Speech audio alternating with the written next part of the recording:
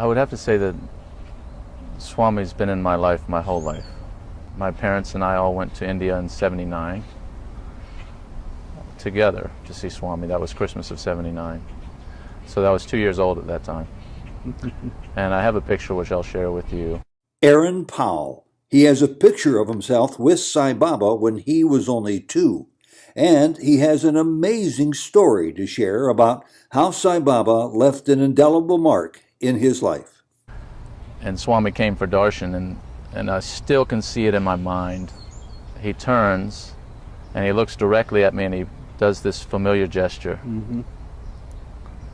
And it's as if he took his bliss or his energy or whatever and just threw it right into me, and it just like shot through it just went up through your whole system, and then it's like you explode with this ananda is what it is, you know. In exceptional detail, Aaron leads us on a journey of many first-person experiences of full awakening, witnessing and experiencing the higher consciousness. The consciousness that is Aaron, which is here now today, the ego, which identifies as Aaron, which is here now today, at that time began to disappear. A state of bliss descended into the consciousness itself. Bliss was all that was experienced. Probably could have gone on forever. It was as if you could take the ego and put it in a corner, and it didn't even have any power at all. The mind had been defeated completely. But it sounds like you stepped into self-realization. I don't want to put labels on it. Okay. Because but that could be what you would call it. It's experiencing of truth beyond what was experienced before. You're in bliss all the time. Yeah. It's hard to explain. Even doing something like singing bhajans would bring you down. Jeez. Anything you did would bring you down. Any kind of interaction with the world would only ground you out of it. You'd still be in bliss, yeah, but not as intense. Yeah. It would pull you, even bhajans themselves would pull you lower. It was shocking. The world was illusion. Anything in illusion would only pull you out of truth. This is a special Souljourns presentation in 3 segments. Part 1 is the story of the complex yet detailed spiritual transformation of Aaron Powell of Georgia, a lifelong devotee of Sri Sathya Sai Baba. Part 2, to be immediately posted to Souljourns following this video interview, Aaron Powell's father, Cosby Powell, who first met Sai Baba in 1979. I think it's important that people realize everyone has a relationship with Swami. So Swami comes out, and as he walks to where I can see him good, I just know he's divine. This was it. I mean, my search was over. Mm-hmm. And so the 4th trip, by this time I'm starting to film Swami video in '81, and he was very gracious, and it was almost like he would make it easy. If you ever see any of the footage, he walked straight toward the camera a lot of times. This trip, when I felt it was my duty to capture some of these images, because at the time there was not a lot of filming going on. There was a lot of still photography, but not a lot of video. And so I felt it was important to get this for history.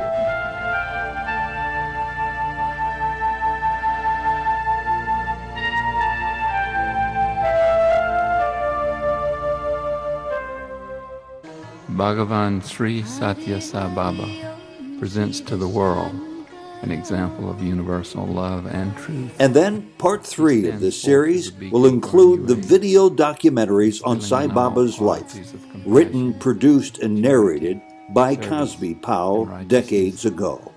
He personally feeds, clothes, and houses the poor and underprivileged.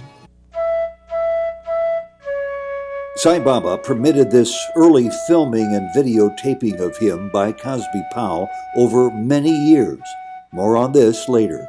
But first, Part 1, Cosby Powell's son, Aaron Powell.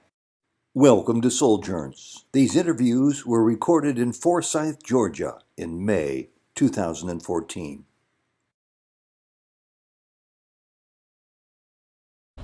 I would have to say that Swami's been in my life my whole life.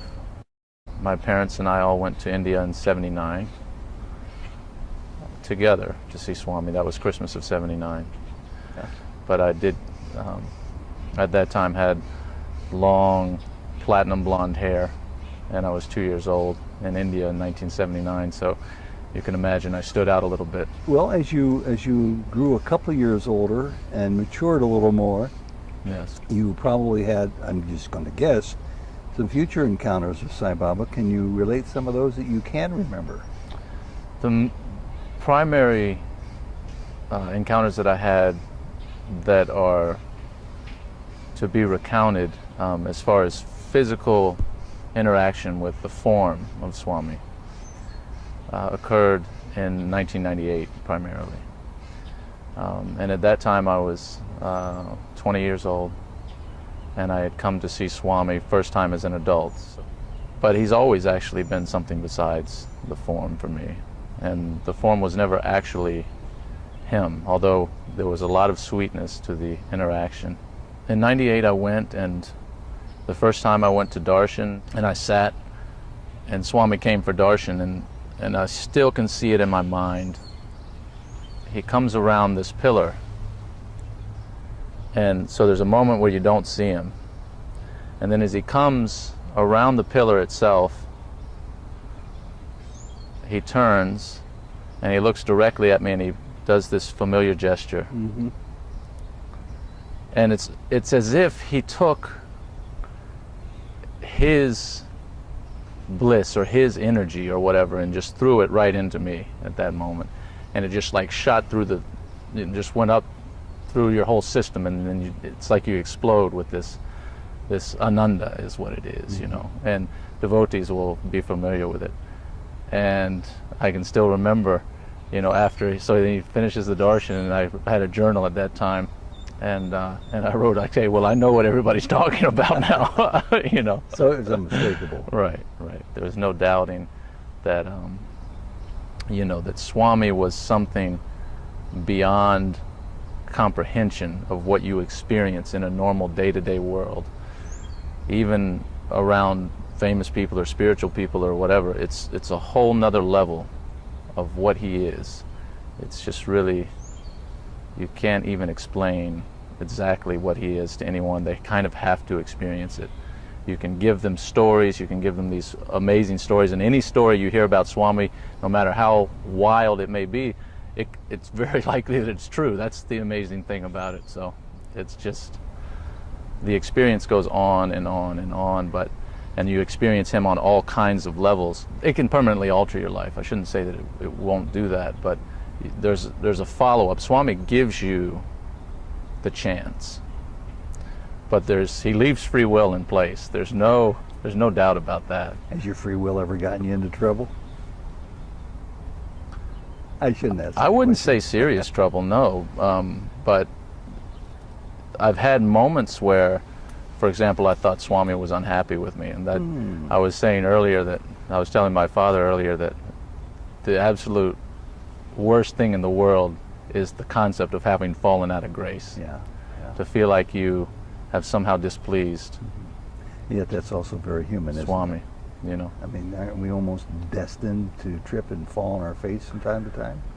And you know, it's the tendency of the human mind to do that at some point. It's the tendency to create an issue, I guess. And or you're just your mountains of karmas from the past, all of a sudden some of the big boulders fall on you, and your response, depending on where you are, may not be all that it could be. Yeah. I can tell you about the experience of not being yourself. Well, that's a good one to start with. In 2001, I was to make my second trip to see Swami as an adult. And previous to going, I decided I was going to, for somehow it came across my path that there were these skeptics that didn't believe in Swami, and I was saying, well, what is this about? This is nuts, you know. All this guy does is love everybody and do the most amazing service in the world and manifest things and has every kind of miracle you can think of. And there are people that are against him and all this. So I said, okay, well, I want to see what they're talking about. So I went through all this material of these people that were trying to bash his name and do all these, basically defame him. And I found it very interesting what happened with this. The mind, I didn't really believe these things, but my mind is a very sharp and probing thing, so it had to get to the bottom of what these people were talking about. And so I went through all of it, and it started to get where it wasn't that I didn't believe in Swami, ever. But it got where I said, well, what if this is true? What does that mean? And it shook my faith without question. There was something happened, and I'm convinced that it was all Swami's will that I go through this. But in '98, I had had 3 interviews with Swami. I had had all kinds of attention from him. I'd interacted with him in various ways, and in my mind, I had the attitude that you have no better devotee, period.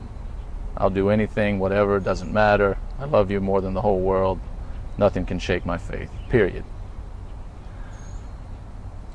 And so when I had this, let's say, a crisis of faith sort of thing, it pushed me to the most extreme levels.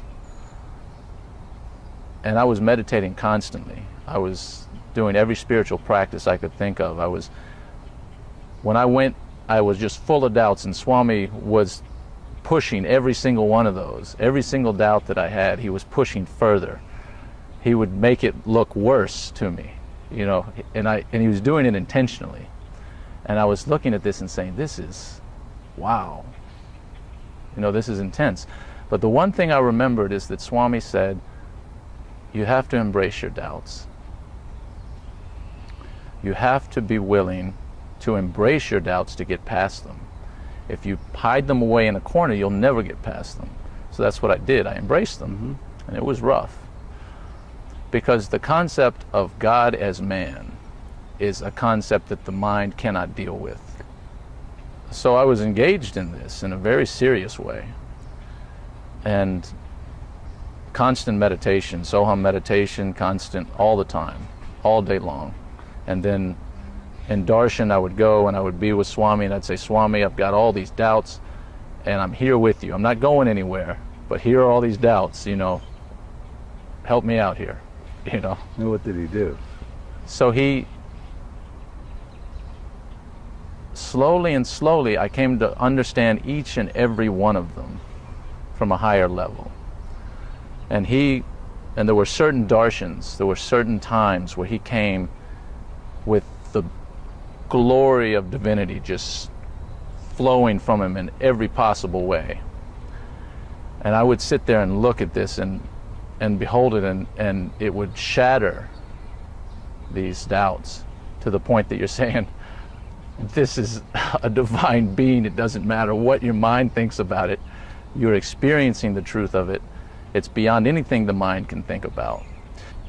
He worked me through every single one of them. Somehow I would see more and more and more about the particular doubt, whatever it was, until it was erased, until I saw past it, until I saw it from a level that transcended it, until I saw what it meant. Regardless of whatever it might be, it was all clear to me. Each and every one was resolved, and I'm convinced that the reason that happened is because I was willing to engage them, number one, and two, I was willing to stay with Swami through that process, to not run from him, but to be with him and say, we're sharing this. I came back from India after that trip, and I was meditating 7, 8, 9 times a day. Oh my goodness. And it had been built up over the course of the month and a half that I'd been at India, and previously throughout my whole life. spiritual practice. The interesting thing is that it happened in America. It didn't happen in India. At some point, what I would call a descent of grace occurred. I had resolved the doubts about Swami. My faith came roaring back as if it was the ultimate comeback. Along with this, I had sharpened the spiritual practices to a point that they'd never been. And the consciousness that is Aaron, which is here now today, the ego, which identifies as Aaron, which is here now today, at that time began to disappear. The concept of even being an ego began to disappear. A state of bliss descended into the consciousness itself. Bliss was all that was experienced. And this went on and on and on, and it probably could have gone on forever. It was as if you could take the ego and put it in a corner, and it didn't even have any power at all. The mind had been defeated completely.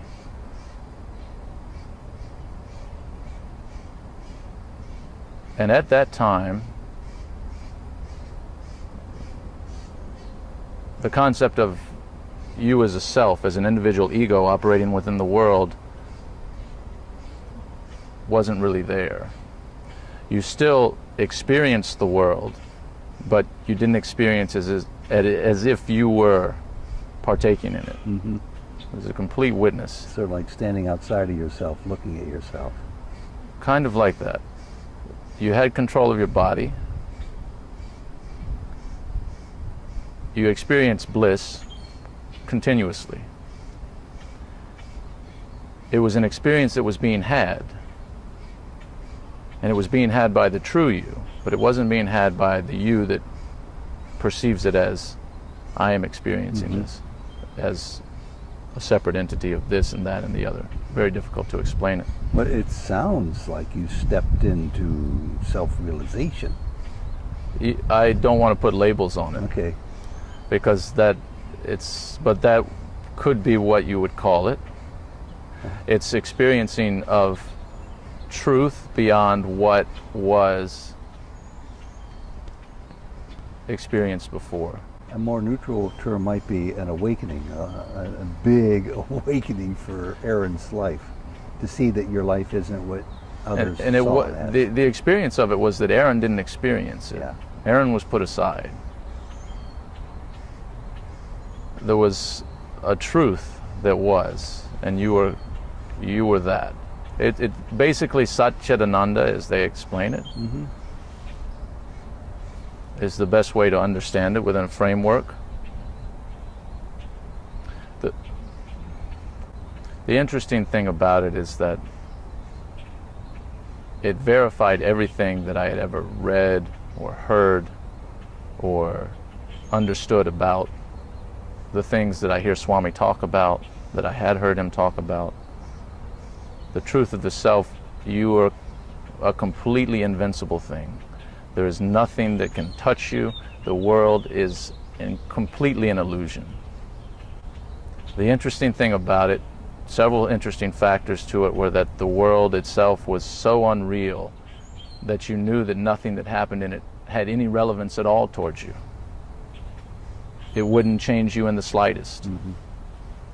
Not now, not in the past, not in the future. Nothing had any influence on you at all. The interesting factor is that there was a remnant, there was a bit of Aaron that remained there. And it was like it was put in the corner, but it still existed. And this went on for some months, this state. At some point, there was what I would call a decision that came to be relevant, that had to be made, and that was whether to continue existing within this illusory world at all, or not. To escape it, you mean? And not through any physical means, just as if there was a choice. Mm-hmm. That was the perspective of it. And there was something there was either work that had to be done here, or there was karma that was still due, or there was something. Or there was something that pulled back. And at that time, a decision was made to return, so to speak. To Aaron. Right. So it took a long time to actually do that. It took, I would estimate it took, the way I describe it is that there were two existences at once. There was truth, and then there was Aaron. And these were going along this sort of parallel line. That's the duality we all seem to live. And you could exist on either one. You could be the truth or you could be Aaron, but they weren't together. What happened is slowly over time they went like this. They came down and down and down, and eventually they merged back into one thing. And then you begin to experience life as an ego again, as an individual self. Before you go on, one quick question. When you were not the ego was over in the corner. Right. Little Aaron was there by himself, and you were in this period, let's just call it truth. How did you function in the world of Maya? Did you have a job? Did you have a household? I was going to school at the time. And you were able to function? The interesting thing about going to school was that it was very easy. Because you knew things in a way, just you would pick them up. It was an interesting experience in that way. And once again, this was going along. So Aaron kind of existed a little bit more at that point. At first it was a period where I was not in school. It was a summertime thing. It was going on. There was no real distractions. I just existed on meditation, and you're in bliss all the time. Yeah. It's hard to explain. Even doing something like singing bhajans would bring you down. Jeez. Like anything you did would bring you down. Any kind of interaction with the world would only ground you out of it. It would take you into duality, into the Just material slightly, world. just slightly. As beautiful as bhajans are, it's the You'd still be material in world. bliss, Yeah. but not as intense. Yeah. It would pull you, even bhajans themselves would pull you lower. It was shocking. It was just amazing. There was nothing, the world was illusion. Anything in illusion would only pull you out of truth, slightly, whatever it was. So you basically just existed. You would just be in beingness the whole time. So Because it was complete bliss. There was no reason to do anything. And you knew it was all an illusion, so there was no reason to do anything. And then one day, much to probably your disappointment, in comes marching Aaron, who had been banished to the sidelines. It was a decision. There was no disappointment to it. It was a decision. What happened was I started to take actions that I knew would ground the energy. Yeah. A little bit. So something like if you watch a television program, or if you engage in going to some place or whatever it is, it would ground and you would start to come back. You came back with a sense of invincibility within the world at first. But you came back nonetheless. And how has that, it's a crazy question, but it's the one that's on the tip of my tongue. Yeah. How has that worked out for you? It's probably not the best deal to come back. I mean, Yet you chose to do it. yeah, indeed. But it's the same choice that every being in existence has already made. Every human being has already made this decision. Okay, I understand that, but why would you make Why such a would you? choice? Well, we all did it. But we mostly do it unconsciously. You did it consciously. Well, that is a good question. And there have been a number of different answers to that. I've got a ready-made answer Yeah. to help others who are possibly capable of getting the message, seeing this, Possibly. learn to advance themselves. That's one possible thing. I think that it does deal with individual karma. I do think that there's a major thing of importance, and that is to realize that whatever you are in this world, it doesn't matter. whatever you are doesn't matter at all. You can be good, you can be bad, you can be anything. That's not you. Even if you're being good almost the whole time, that's also not you. It's also subjective too. Right. You know, you can be doing service all the time, and if you're saying yourself as I'm a service person, I'm doing service, I'm doing, it's you false. blow up that ego of yourself. It's false. Yeah, it's false. Whatever you're doing, whatever you're thinking, whatever it is, it's none of that is actually you. There's a truth of you that is a beingness that exists beyond any kind of doing. And all those things are figments of your imagination, or our collective imagination, perhaps. But basically, I will vouch for the truth of everything that you read from the yogis and from Swami and from all of them about the self.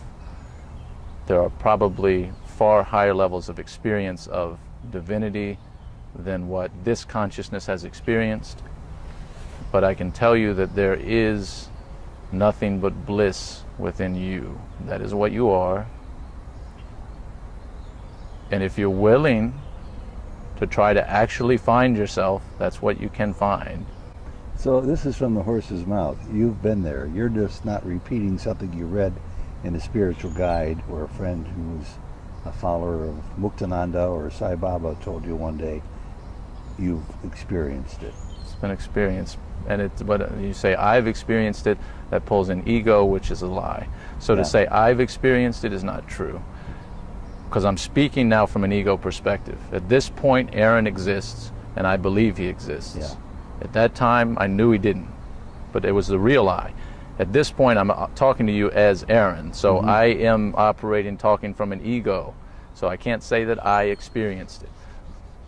Aaron, from this perspective. I'm really glad you chose to come back to Aaron. I am. I mean, we're playing with words here to a small degree.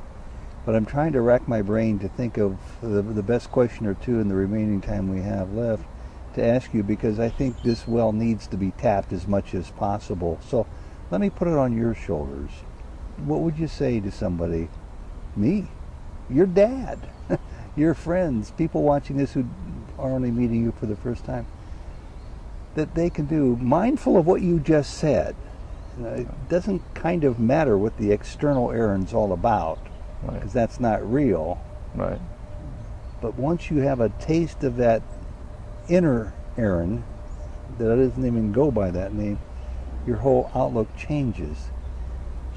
Is it just because you spent so many years meditating? Just because you met this wonderful teacher named Sai Baba? Or is there something practical that other people can hear you say that could be helpful to them? I would say that to project upon it with my current consciousness is not going to be sufficient to tell everyone what they should do, because I'm not in a state that's capable of doing that right now. This consciousness state I'm operating from at this point is not capable of telling each and every person what to do. But there are a couple of guidelines that are generally useful to everyone. One is that you have to be willing to be within a moment. Not doing something, not planning to do something, not thinking about something you did before, not hoping something happens, not hoping something doesn't happen, but just being within a moment. You have to at least make the effort to acquire a capacity to do that. As a human being, you are a human being. You should be able to be. Is that what's called equanimity, to whatever the moment brings you? Your car getting smashed by a semi-truck and nobody's injured, or somebody's injured or not, or you winning the lottery tomorrow night, to have this equanimity about you regardless of which fate comes your way, because you know neither of those is the real Aaron? I think that equanimity is a reward. But it's a gift you can either give yourself or earn the merit to have. Equanimity is definitely a practice, developing awareness. I mean, to some degree it depends on how much you believe that the events of the world don't touch you, that there's a part of you that they can't touch. And sometimes you have to experience very traumatic things, I think, in order to be given the impetus and motivation to get that far within yourself, to get beyond it, to get to a place that says, I can't be touched. Some part of me can't be touched by this. But it's,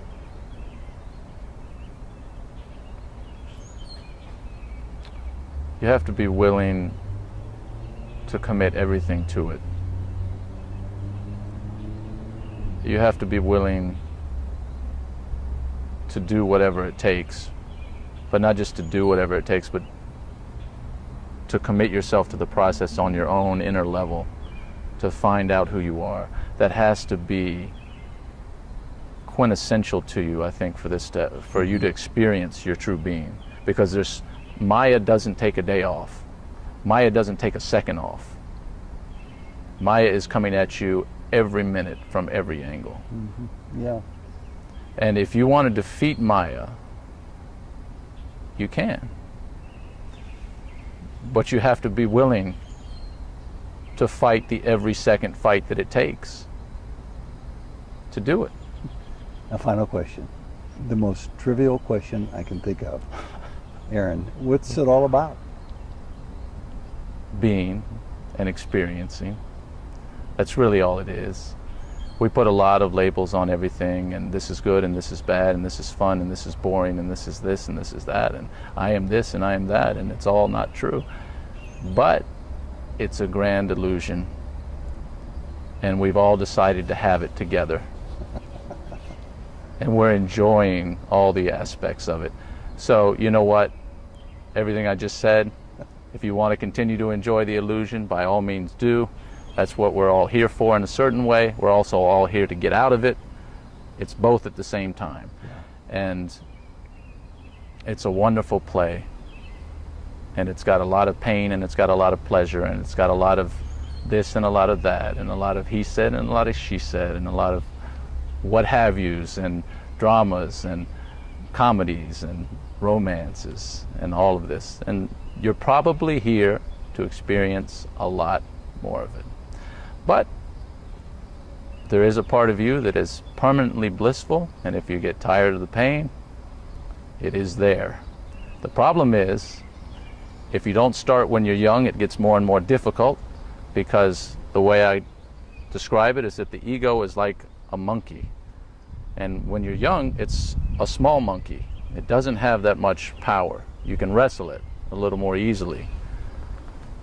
If you wait till you get old to start wrestling this monkey, it's turned into a 600-pound gorilla. So a guy like me has no chance. Well, not necessarily. I'm close to 70. I'm over the hill. Well, it's an illusory gorilla nonetheless.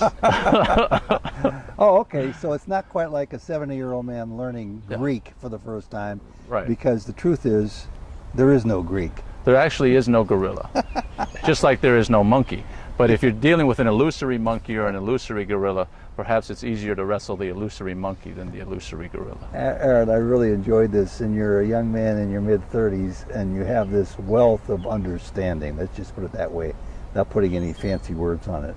Under your belt already. I'd like to, if Baba allows me to hang around a while, a couple of decades from now, see how much farther you take this jalopy called Aaron's form, and come up with even more startling insights about your real self.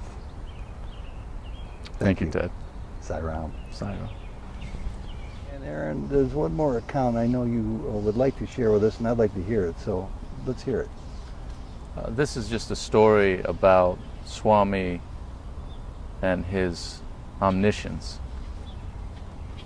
When I was there in '98, as I mentioned before, I was trying to figure out who Swami really was, because I'd always had him as a presence. And I was very fortunate in that I had heard so many devotee stories that you can talk to Swami anytime. Well, and that is physically. When he's physically in a room, you can say to Swami, you know, I've got this dilemma in my life. If I should do this, then brush your hair. And Swami might brush his hair or whatever and give you confirmation. So I said, well, that's all well and good. Swami brushing his hair, there's 10,000 people here who might have asked him to brush his hair for this dilemma or that dilemma. How do I know it had anything to do with me? So a very keen mind in that way, or detrimental mind, whichever way you want to look at it. So I said, well, I want to know if this is true, that Swami knows everything that I'm thinking. And so I said, I'm going to try and get Swami to do the most unusual thing. I said, I'm going to come up with the most unusual thing that he would never do in his normal way of movement. You're going to test him, huh? And I said, okay, Swami. And I think Swami likes this. I honestly do. I think he found this amusing, that I was coming up with the most obscure thing for him to do, you know, not just brush your hair like everybody else is asking. So Swami got up and he began to walk toward the interview room. And as any devotee that's been there in any recent times would know, there are 2 lions that sit on each side of the main veranda. And so as Swami was walking toward the interview room, I asked him a question in my mind. There are thousands of people in the room, the hall, thousands and thousands of people there, and I said, Swami, if the answer to this question is yes, then touch the lion's head as you walk past. He reaches out, touches the lion's head. That blew my mind, because no matter how many stories you've heard of this sort of thing, when you have this personal experience, and there's just, now that's irrational. There's no way that that can happen coincidentally, right? No. I'm thinking that. Once again, my mind is a very sharp mind, and it says, well, it's not likely that that could happen. But it could. But it could have. Well, that's the doubt of the ego. That is. So I said, well, we got to do it again then. Same thing. So I'm going to cut the story short.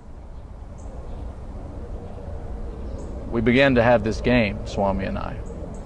Over the course of that trip in '98, 7 times, Swami, I would say, touch the lion's head if the question is, the answer to this is yes, such and such. As he's walking by, he would reach out and touch. Never once did he touch the lion's head when I didn't ask him anything. And after a couple of times of him doing it, I went to someone that had lived there for 9 years, and I told her what I was doing. I said, well, this is what Swami's doing. This is the game that we have. And I said, have you ever seen him touch the lion's head before? Because I wanted to know if he does this. And she'd been there for 9 years. She said, I've never seen him touch the lion's head before until just the last few days. And it got to the point after a little while that I would ask Swami something, he would touch the lion's head, and after darshan, she would come up to me and say, what did you ask him? I saw him touch that lion's head. I know you asked him something, you know. So I would tell her whatever I had asked him. And then one day, he was coming out. Usually he would be going back. He was coming out, and I asked him something, and I said, touch the lion's head. He went over and leaned right on the lion's head, just like this. This is Swami's game. Great story. Just beautiful, Leela. Thanks for that one. Sure. How did you enjoy the question and answer?